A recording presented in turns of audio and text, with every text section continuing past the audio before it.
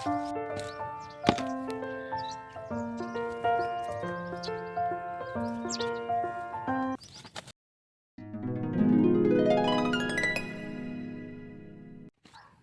కాలంలో ఆకుకూరలు మనకి సమృద్ధిగా ఉండాలి అంటే ఇప్పుడే మనం సీడ్స్ వేసుకోవాలండి.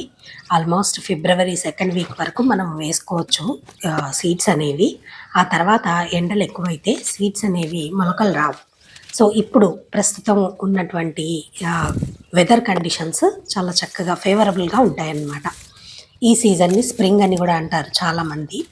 సో ఇప్పుడు నెక్స్ట్ వచ్చేటువంటి సమ్మర్కి ఆల్మోస్ట్ ఏర్పాట్లన్నీ జరుగుతున్నాయి కదండి. లాస్ట్ వీడియోలో మీరు కొన్ని సీడ్స్ వేసుకోవడం చూశారు. సో ఇక్కడ ముందుగా నేను కొన్ని సీడ్స్ వేస్తున్నాను. వాటిల్లో పాలకూర, తోటకూర, అలాగే రెడ్ గోంగూర ఇవి కూడా వేస్తున్నాను. అయితే మనం ఈ ఆకుకూరల్ని ఇంతకు ముందు కూడా చెప్పుకున్నాం మనం చాలా వీడియోల్లో. మార్నింగ్ టైం ఎండ ఉండేలాగా చూసుకోండి. ఆల్మోస్ట్ 10:30, 11 వరకు ఉన్నటువంటి ఎండ అయితే సరిపోతుంది. అక్కడి నుంచి ఇంకా తీవ్రం అవుతుంది కాబట్టి ఎండ కొంచెం మీరు నీడ ఉండేలాగా పెట్టుకోండి.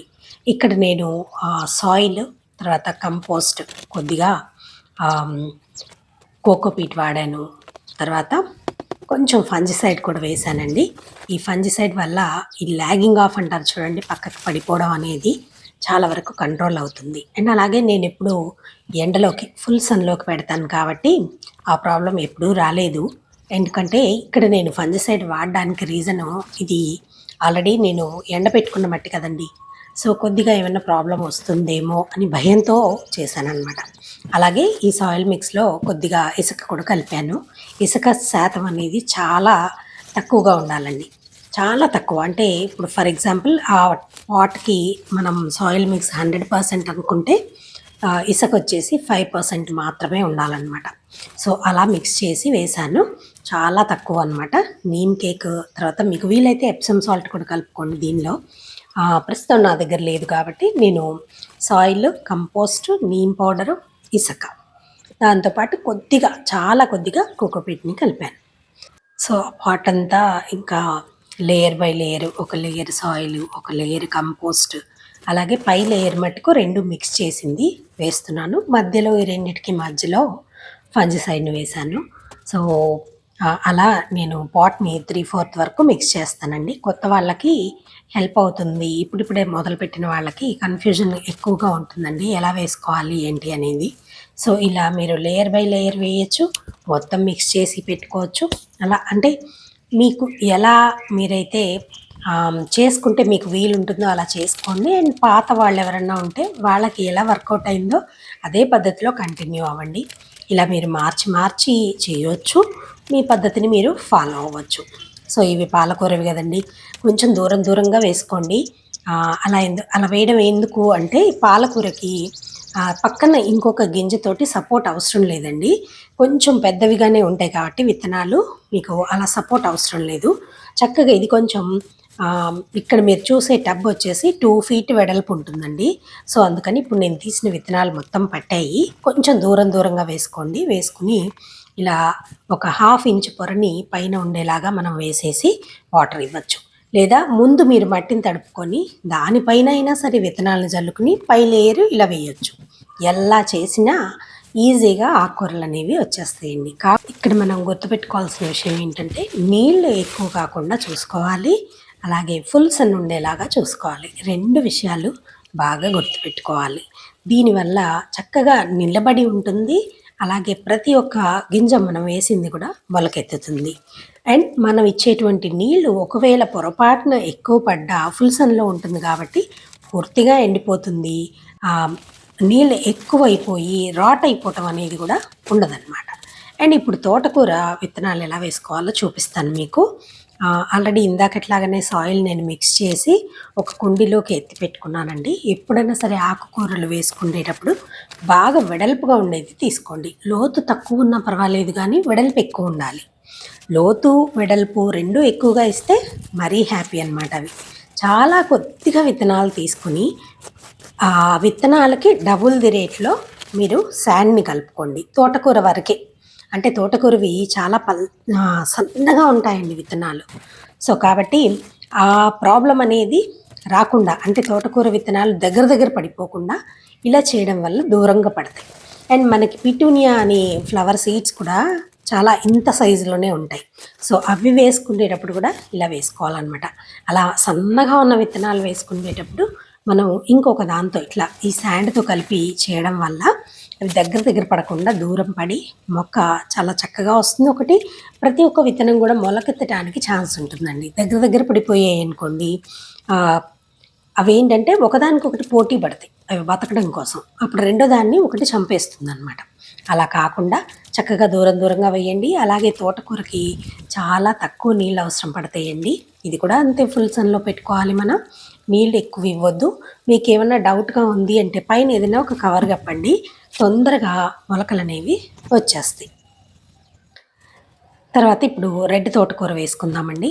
రెడ్ తోటకూర విత్తనాలు చాలా తక్కువగా ఉన్నాయి ప్రస్తుతానికి. నేను ఇంకా తీయలేదు పూర్తిగా. తీయాలి, ఇంకా రెడీ అవ్వాలన్నమాట. రెడీ అయినవి మటుకు తీశాను.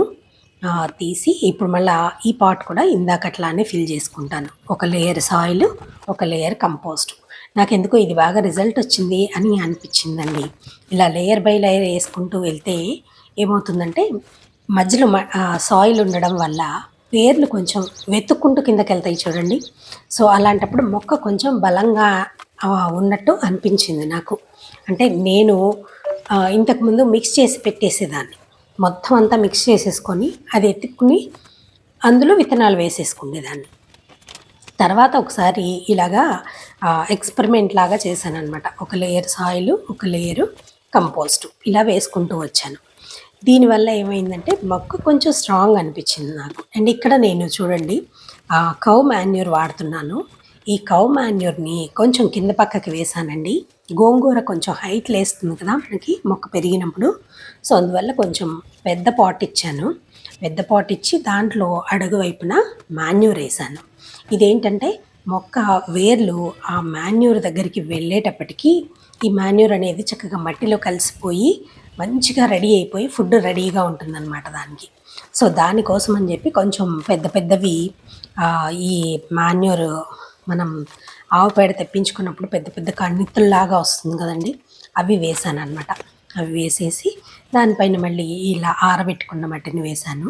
పై లేయర్ మట్టుకు ఇందాకట్లాగా కంపోస్ట్, తర్వాత సాయిల్, కొంచెం నీమ్ కేకు ఇవి కలిపి వేస్తాను. అండ్ మీరు ఇప్పుడు చూసారు కదండి, ఫంజిసైడ్ అనేది నేను అడుగు పక్కన వేసాను అనమాట. అడుగున వేయడానికి రీజను వాటర్ ఎప్పుడు కూడాను అడుగుకి వెళ్ళిపోయి అడుగున తేరుకొని ఉంటుంది. అండ్ ఆ అడుగు పొరల మీద మనకి సన్ రేస్ అనేవి పడవు కాబట్టి అక్కడ ఫంగస్ ఎక్కువ తయారవడానికి ఛాన్సెస్ ఉంటాయి. అందువల్ల నేను అడుగు పొరలో ఫంజిసైడ్ వేసాను. సో, దీనికే మళ్ళీ ఇసుకను కూడా మిక్స్ చేస్తున్నాను. చేసుకుని పై లేయర్ చక్కగా మనకి కొంచెం పోరస్గా ఎక్కువగా ఉందనుకోండి, రూట్స్ తొందరగా లోపలికి వెళ్ళిపోవడానికి కూడా హెల్ప్ అవుతుంది. సో, ఇదంతా మిక్స్ చేస్తున్నాను. ఇప్పుడు చెప్పాను కదా, నీమ్ కేకు, ఇసుక, కంపోస్ట్, సాయిల్ ఇవన్నీ వేసాను అనమాట. వేసి చక్కగా అంటే రెడీ టు ఈట్ లాగా అనమాట, ready to eat food. So, అలా గోంగూరది మటుకు కొంచెం స్పెషల్గానే వేశాను. లోపలికి వెళ్ళిన కొద్దీ వేర్లు సో ఫుడ్ ఉండేలాగా వేసుకున్నాను. అండ్ పై లేయర్ వచ్చేటప్పటికి ఇందాకట్లానే కొంచెం దూరం దూరంగా వేసుకోవాలండి గింజలు. పాలకొకటి, ఇదొకటి, గోంగూర ఒకటి దూరం దూరం వేయండి. కొంచెం గింజ పెద్దగా ఉంటుంది కాబట్టి. తోటకూర మరీ చాలా నలకలుగా ఉంటుంది కాబట్టి మనం ఇసుక కలిపి వేసుకున్నాం అన్నమాట. సో, ఇలా వేసుకుని చక్కగా ఫుల్ సన్లో పెట్టండి. ఇది కూడా వాటర్ కూడా మీరు సరిపడా మొదటిసారి ఇవ్వండి. తర్వాత అవసరాన్ని బట్టి, అవసరం అనుకుంటే స్ప్రే చేయండి, సరిపోతుంది. ఇలా పెట్టారంటే మీకు వారం రోజుల్లో కంప్లీట్గా మీకు మొలకలు అనేవి వచ్చేస్తాయండి. 7 to 10 days టైం అయితే తీసుకుంటుంది. బట్ ఇలా చేసుకుంటే మీకు 1 weekలో రిజల్ట్ తెలిసిపోతుంది. సో, ఇదండి వీడియో. మీకు నచ్చింది కదా, తప్పకుండా ఒక లైక్ ఇవ్వండి.